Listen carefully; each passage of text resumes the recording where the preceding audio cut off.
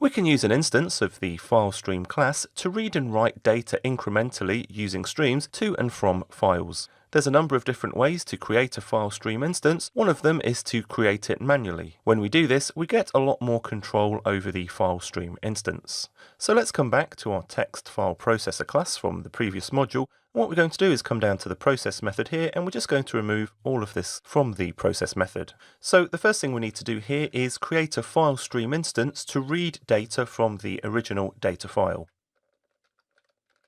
So we can just go and create a new instance here, and notice there's 10 overloads of this FileStream constructor. We're going to use this overload, which allows us to specify a path to the file that we want to create a FileStream for, and also a file mode.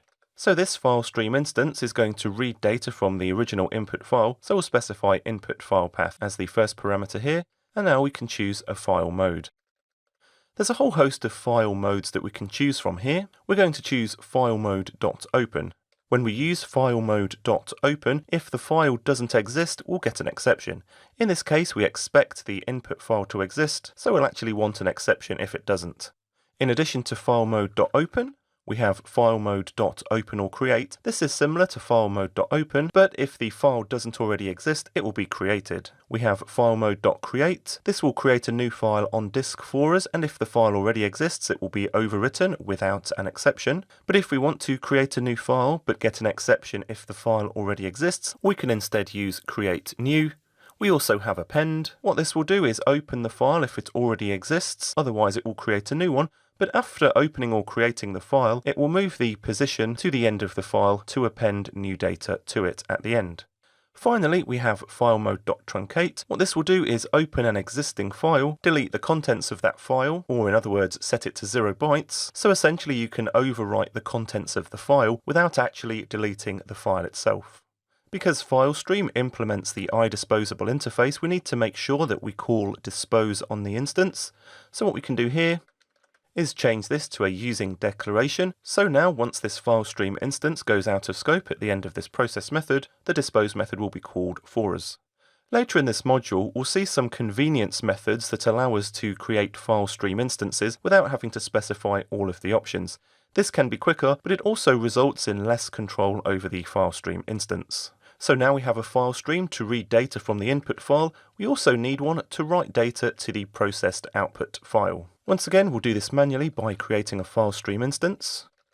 And this time we'll specify the output file path. And for the file mode here, we want to choose filemode.createNew because we don't expect the output file to already exist, so we want an exception thrown if it does. When .NET 6 was first introduced, it added new constructor overloads to the FileStream class. These overloads allow you to specify a configuration instance. So let's go and modify the input FileStream instance to instead use an instance of this configuration. So we'll just declare a new variable to hold this configuration object, and what we're going to do here is create a new instance of the FileStream options class. We can now go and specify one or more FileStream options. We'll learn about these options in more detail in just a moment, but for now, what we're going to do is set the mode property, which once again is a file mode enum value. Once again, this is filemode.open. And in the FileStream constructor here, we can instead specify the FileStream options instance.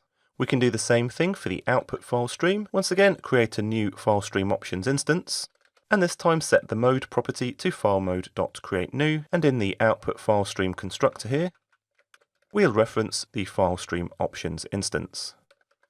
So now we have an input file stream to read bytes from and an output file stream to write bytes to. Because in this text file processor class we're working with text content, we can make use of stream readers and stream writers to help us out.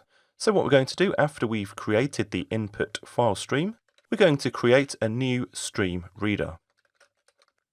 There's a whole host of overloads of the stream reader class here. What we're going to do is use an overload that allows us to specify a stream. In this case, it's the input file stream. We can do the same thing for the output file stream, but instead of a stream reader, we'll create a new instance of a stream writer, and into the constructor, pass the output file stream instance. We can now work with the stream reader and stream writer rather than the lower level file stream.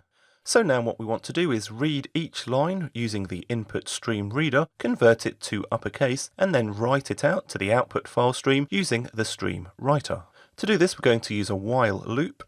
And what we want to do is keep looping through this while loop until we get to the end of the input file stream. So what we're going to do is reference the input stream reader's end of stream property. This property returns true if we've reached the end of the stream. So we need to negate this. So now we're saying while we're not at the end of the stream, keep going. So inside this while loop, we need to read the next line from the file. We're going to use the input stream reader to do this, and we're going to call the read line method. There's also async versions of this method. The return value of this read line method is a nullable string, but because we're checking for end of stream here, we know that we're not going to be at the end of the file at least, so we'll just tell the compiler we understand that this could be null. So once again, in this demo code, we're not going to be adding any extra data validation. We're going to assume that we're always going to get a non-null line from the file, and we're also not using a try-catch block to respond to any exceptions. The next thing we need to do is convert this input line to uppercase, and then write it out using the output stream writer. To do this, we can call the output stream writer's write line method. There's also an async version of this method, and as the parameter, pass in the converted uppercase version. So notice now, using this stream-based approach, we only ever have one line of the input file in memory at a time in this input line string variable. In the previous version, we actually had to load the entire file into memory. In the sample data files we're using in this course, we only have 3 lines of text, so memory is probably not going to be an issue. However, if you're working with large files, you may wish to consider this stream-based approach. Let's build this to make sure we haven't introduced any errors, and the build succeeds. If we try and run this code as it is, we're actually going to get an argument exception. Let's see this in action. Once again, we'll start off by cleaning things up from the previous module by deleting these directories here, and then we'll go and copy data1.txt into the input directory. And after a few seconds, the file will be processed and we'll get the exception. And you can see here we've got this argument exception thrown, telling us that combining file mode create new with file access read is an invalid argument. Let's just stop this. So what we need to do is modify these output file stream options and choose a value for the access property. In this case, we need to set the access property to an instance of the file access enum, and because we want to write data, we're going to choose fileaccess.write. The reason we were getting the exception is by default the access is fileaccess.read. Because we're using this output stream writer to write data, we need to specify the correct file access. Let's run this again. And this time we'll run data2.txt, so we'll just copy that to the input directory. And after a few seconds we should see it processed without error.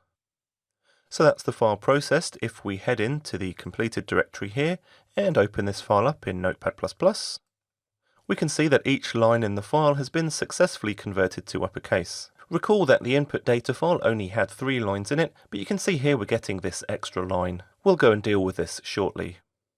Let's take a look next at the file stream options class in more detail.